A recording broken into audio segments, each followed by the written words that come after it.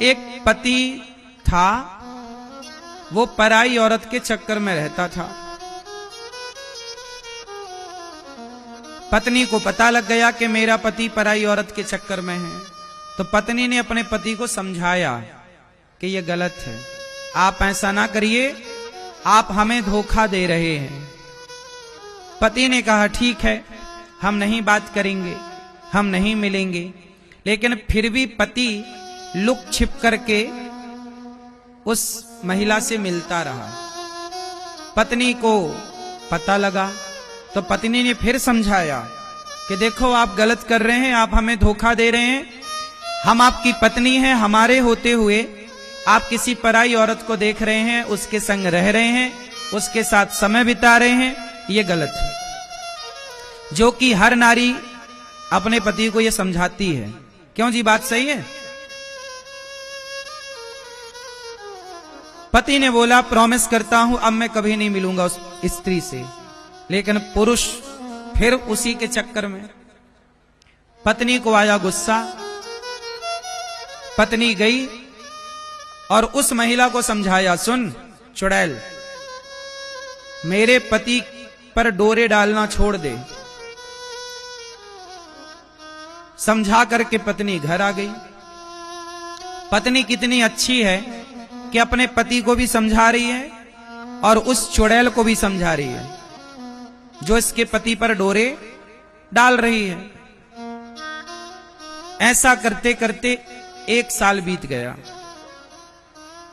फिर भी पति का उस स्त्री से मिलना जुलना चालू था।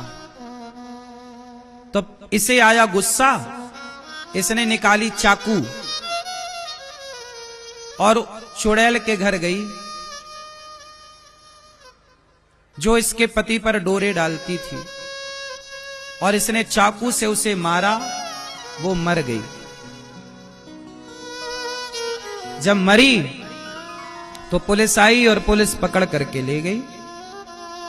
अब वो जेल में है। अब बताओ कि वो बेचारी पत्नी जेल चली गई और वो एक नारी, वो एक स्त्री मर गई, चाकू मारी ना, मर गई। अब एक की जिंदगी जेल में कट रही है, दूसरे की जिंदगी खत्म हो गई। कौन जिम्मेदार था? बोलो। तुम्हारी अय्यासी जिम्मेदार है। तुम्हें पता नहीं है। अच्छा, मैं पुरुषों से एक सवाल करूं, तुम्हारी पत्नी किसी और के संग रहने लग जाए, तुम्हें बर्दाश्त होगा? बोलो। तुम्हारी पत्नी किसी और से बात करने लग जाए, किसी और मर्द के संग रहने लग जाए, उसके कंधे पे हाथ डाल के चलने लग जाए, तुम्हें बर्दाश्त होगा? नहीं ना। तो जब तुम पुरुष लोग किसी पराई स्त्री के चक्कर में पड़ते हो तो तुम्हारी स्त्री को कहां बर्दाश्त होता है? तुम समझते नहीं हो कि तुम्हारे इस गलत काम से एक नारी के जीवन में क्या बीतता है, क्या गुजरता है। उसने समझाया तो था ठीक से, दोनों को समझाया, नहीं माना, तो अंत में उसने निर्णय लिया कि मैं मार दूंगी, और उसने मार दिया। अब एक मर गई और एक जेल चली गई। होगा क्या? पुरुष का क्या बिगड़ना है? पत्नी तो मार के जेल चली गई, वो बाहर घूमेगा, वो तीसरी पटाएगा, चौथी सेट करेगा, छठवीं सेट करेगा। तुम तो अपना दूसरी ले आओगी, दूसरी ले आओगे, वो दूसरी औरत थोड़ी उन बच्चों को लाड़ कर पाएगी, वो तो सौत कहलाएगी ना, वो थोड़ी उन बच्चों को प्यार करेगी। एक व्यक्ति की गलती ना जाने कितने लोगों की जिंदगी उजाड़ सकती है। देखो, गलती एक पुरुष ने की, उसकी गलती से एक महिला मर गई, दूसरी महिला जेल चली गई, और उसके बच्चे छोटे छोटे अनाथ से हो गए। मां के बिना बच्चे तो अनाथ ही है ना? क्यों? मां के बिना बच्चे तो अनाथ ही हैं। फिर समाज में बदनामी हुई, वो अलग। क्या पाया आपने? कौन सी समझदारी है ये? इसलिए ऋषि मुनि कहते हैं मैया बताओ नरक का द्वार क्या है? बताओ ए भैया चश्मा वाले, नरक का द्वार किसे कहते हैं? बोलो थोड़ा जोर से। हैं? हैं? नरक का द्वार किसे कहते हैं मैया? बोलो। नहीं पता तो सुनो और कान खोल के सुनना। आज कान ठीक ठाक है कि नहीं? बहुत ध्यान से सुनना। नरक का द्वार क्या है? पर स्त्री को नरक का द्वार कहा गया है। नरक का द्वार किसे कहा गया है? जोर से। किसको? पर स्त्री को। किसको? किसको? स्त्री को नरक का द्वार कहा है। किस स्त्री को? पत्नी को नहीं। पत्नी नरक का द्वार नहीं है। पराई स्त्री नरक का द्वार है। अब बताइए वो आदमी पराई स्त्री के चक्कर में अपनी अच्छी खासी जिंदगी में आग लगा ली कि नहीं?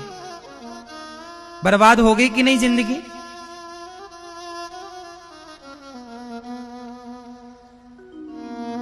एक पराई स्त्री के चक्कर में। इसलिए आज शंकराचार्य जी ने स्त्री को नरक का द्वार कहा है।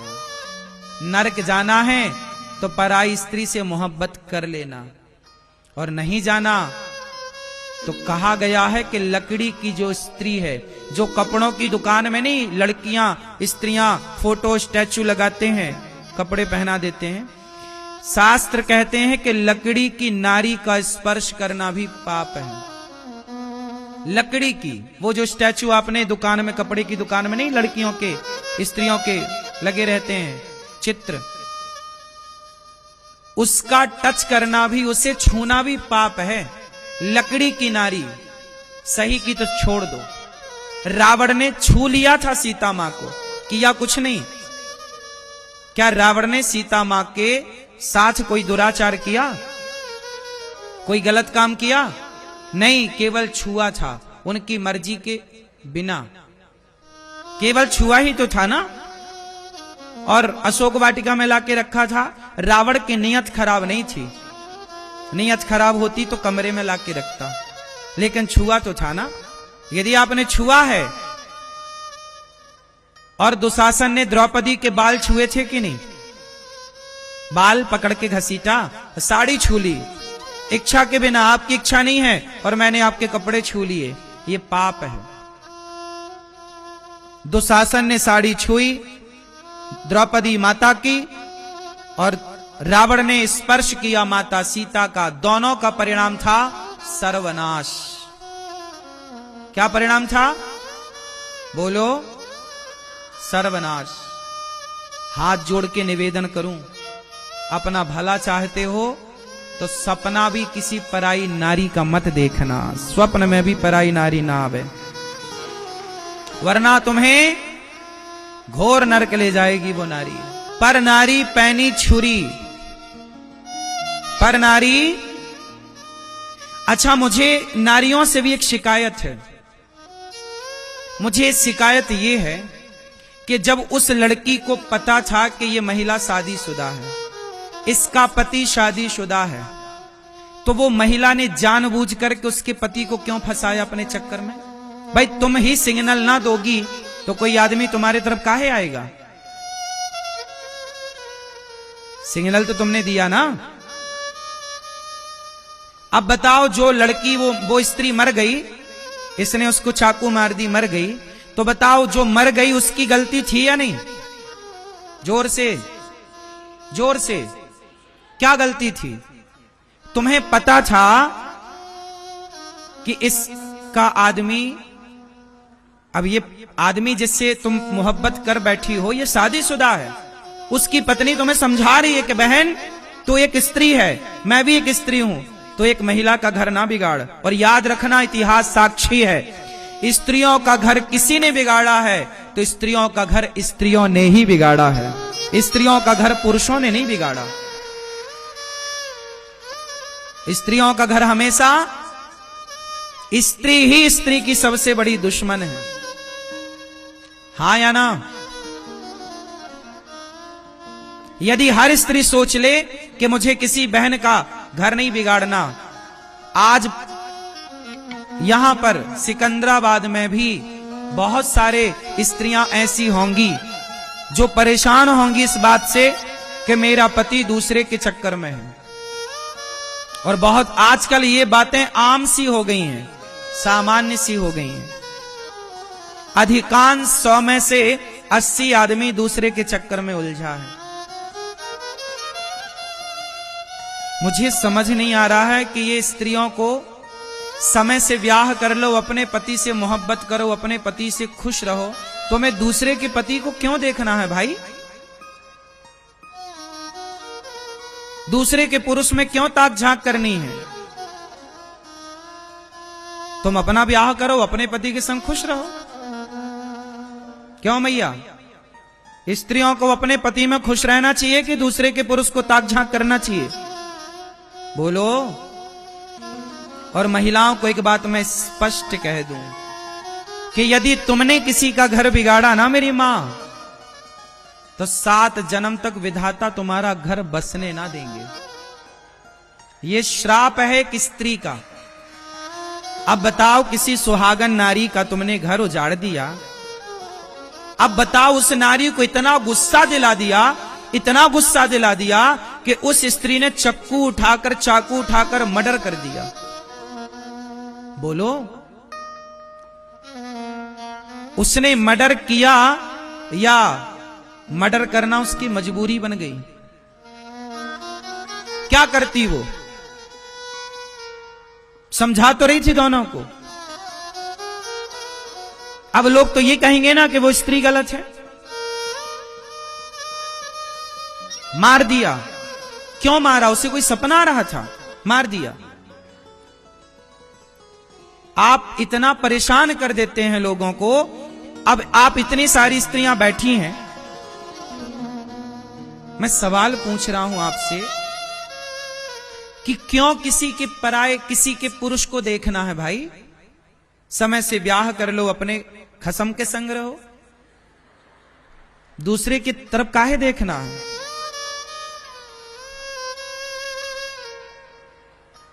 क्यों मेरी मां?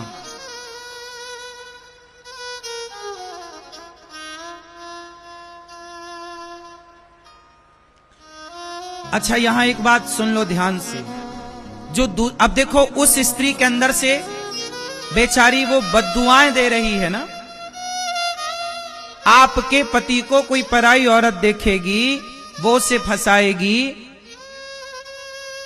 तो आप उसे दुआएं दोगी कि बद्दुआएं? उस बद्दुआ से क्या वो कभी सुखी रहेगी? इसलिए किसी की बद्दुआएं ना लो। और एक बात और बताऊं, जो लोग पैसे वाले होते हैं ना, उन्हें ही महिलाएं फंसाती हैं। पैसे में भी एक दोष होता है। अच्छा बताओ, पैसा सबसे पहले क्या बनाता है आपको? बोलो, पैसा आपको क्या बनाता है? बोलो जोर से। पैसा जब आएगा तो याद रखो मेरी बातें, पैसा सबसे पहले आपको क्या बनाएगा? यदि आपका मन भगवान में लगा है, आप धार्मिक हैं, ईश्वर से जुड़े हैं, तो ये बात आपके लिए नहीं है। 2% छोड़ दीजिए, 5% छोड़ दीजिए, 5% छोड़ दो। 95% लोगों की मैं बात करूं कि जिनके पास पैसा आता है जरूरत से ज्यादा, तो वो पैसा सबसे पहले आपको चरित्रहीन बनाता है। सबसे पहला काम है पैसे का। पैसा सबसे पहले क्या करता है? जोर से। पुरुष के पास पैसा आएगा तो सबसे पहले 95%, वो 5% जो धार्मिक हैं, जिनके माँ बाप ने बेहतर संस्कार दिए हैं, वो पैसा पाकर के भी धार्मिक रहते हैं, धर्म से जुड़े रहते हैं, वो गलत राह पर नहीं जाते।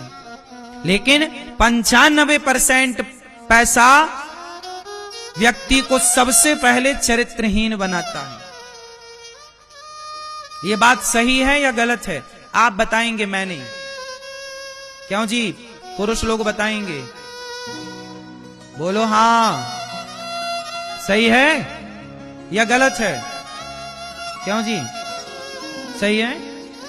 मतलब पैसे में अच्छाइयां बहुत कम हैं, पैसे में बुराइयां बहुत ज्यादा हैं।